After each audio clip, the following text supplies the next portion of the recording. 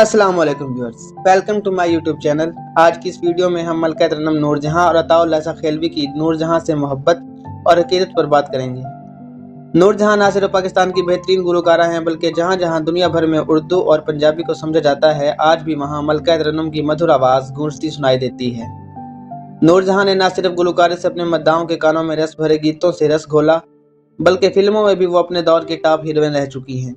अगर आप नूरजहां की ज़िंदगी से मुतल्लिक मज़ीद जानना चाहते हैं तो हमारे चैनल के प्लेलिस्ट जो नूरजहां के नाम से है में जाएं, वहां आपको बहुत सी वीडियोस मिल जाएंगी।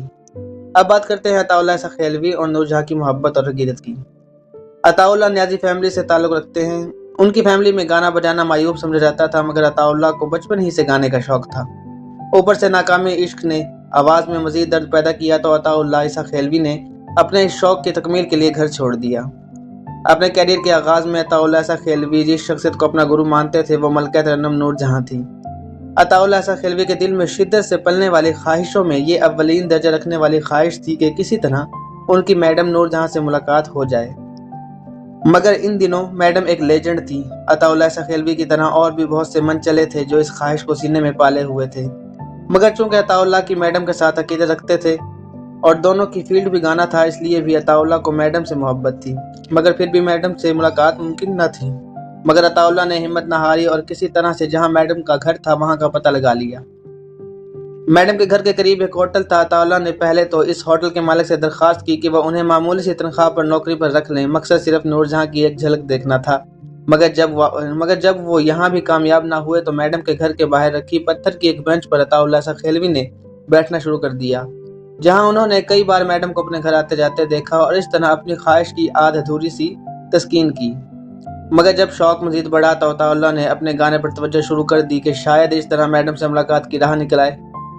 अताउल्लाह की उर्दू गज़लें जो उन्होंने गाई सुनने वालों के दिलों में घर कर गई थी।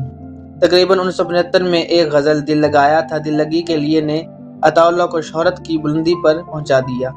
अताउल्लाह ने इस दौर में सराइकी में जिस तरह गीतों की तर्जुमानी की और कोई न कर रहा था।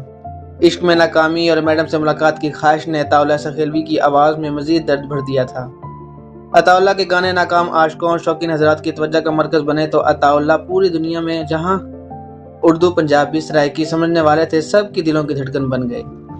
इसके बाद अताउल्लाह की ज़िंदगी में वो लम्हा भी आया जब अताउल्लाह को नूरजहां के साथ एक ड्यूट गाने का मौका मिला।